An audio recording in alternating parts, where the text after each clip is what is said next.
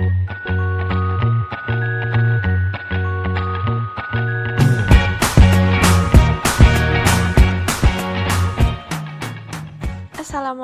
warahmatullahi wabarakatuh. Bagaimana kabarnya nih sahabat Villa? Semoga sahabat Villa selalu dalam lindungan Allah Subhanahu wa taala. Amin.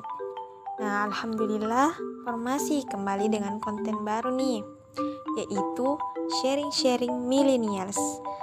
Dan tema pertama yang akan kita bahas yaitu hijrah, be better than before.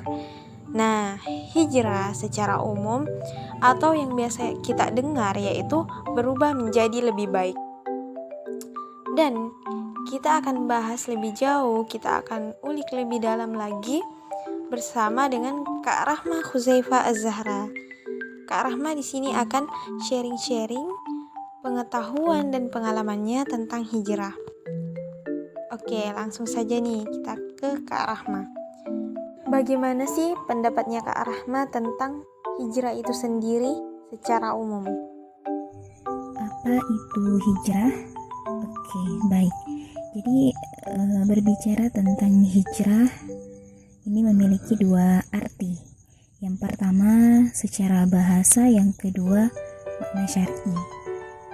Nah, adapun secara bahasa, hijrah berasal dari kata hajarah yang berarti berpindah tempat dari satu tempat ke tempat yang lainnya, atau dari satu keadaan ke keadaan yang lain.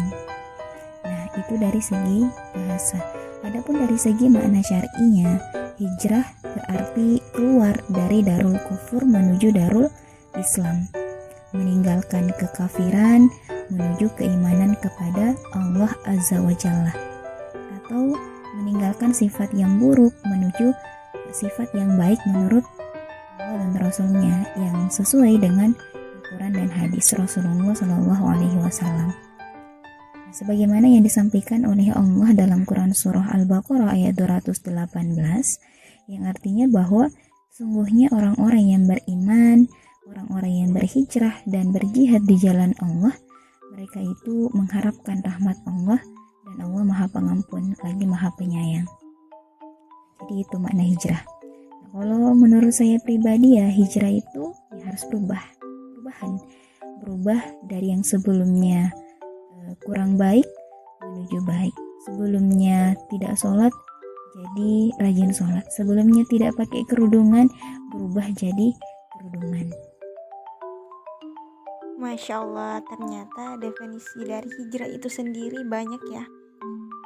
Ngomong tentang hijrah lagi nih, Kak Rahma pasti pernah dong melalui yang namanya proses hijrah. Boleh tidak ceritakan sedikit kepada sahabat-sahabat formasi? Proses hijrah ya.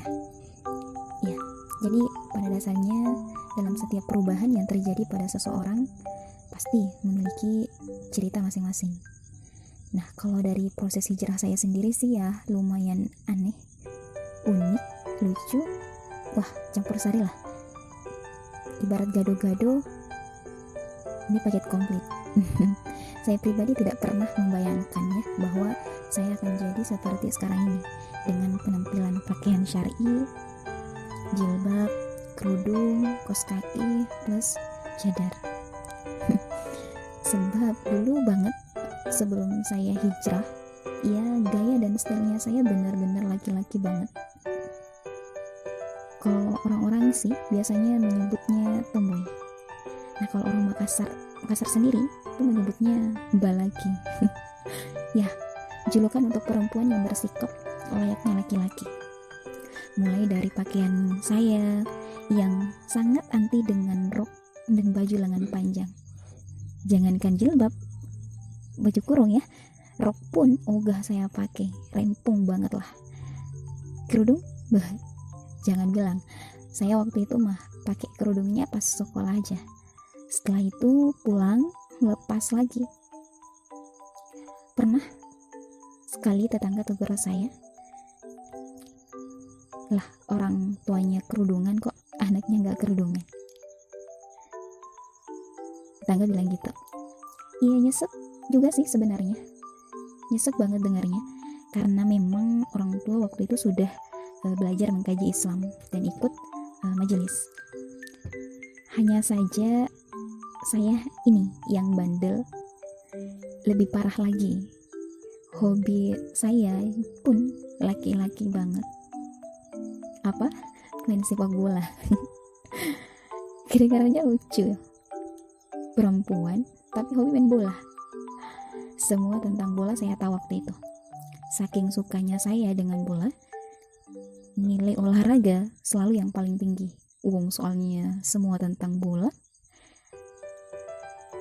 Untuk soal seperti itu, pasti selalu saya yang lebih dulu tuntas selesai dibandingkan teman-teman yang lain, siswa yang lain.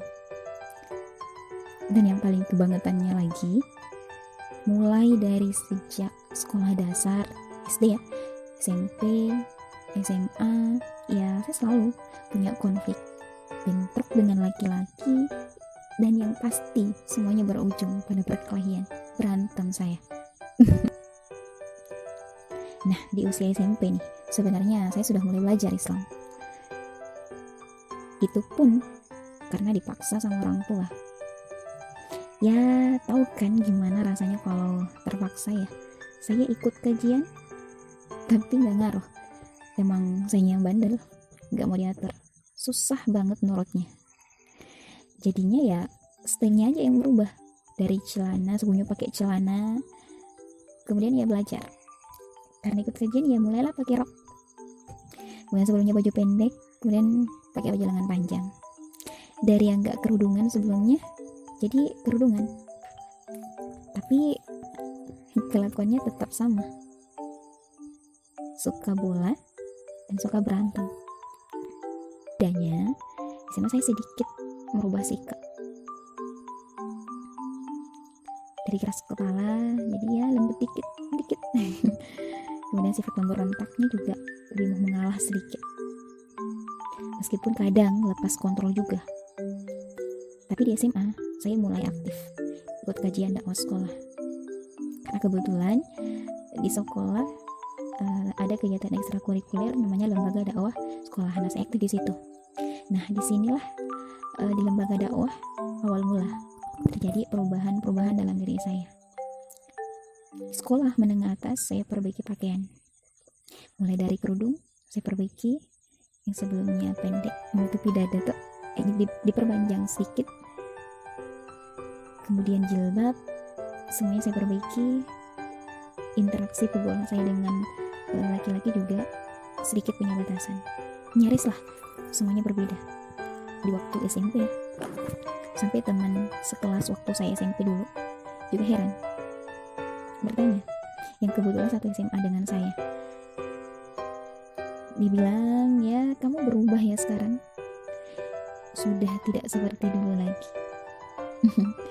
Ya memang saya juga rasakan perbedaan itu, tapi saya tidak menanggapinya, kuanggap saja seperti angin yang berlalu. Aktivitas di lembaga dakwah sekolah yang nyaris setiap hari tinggal selepas pulang sekolah, seperti biasa lakukan kajian remaja, ini sedikit banyaknya mampu membuat saya berpikir sejenak untuk mau berubah jadi lebih baik. Hingga pada akhirnya orang tua saya yang dulunya memaksa saya untuk ikut kajian, sekarang tidak lagi dipaksa. Tidak lagi saya dipaksa untuk datang kajian, dan saya sendiri yang datang. Saya sendiri yang menyadari bahwa saya butuh majelis ilmu. Dan mulailah waktu itu saya komitmen untuk berubah sifat dan juga pakaian.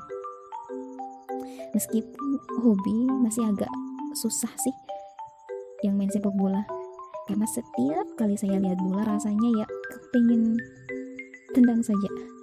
Subhanallah, ternyata baru saya sadari berubah menuju baik itu tidak semudah yang kita bayangkan. Mesti memang kita harus dipaksa dulu, merasa terpaksa melakukan, berani mencoba, mau mencoba, sampai kemudian merasa nyaman.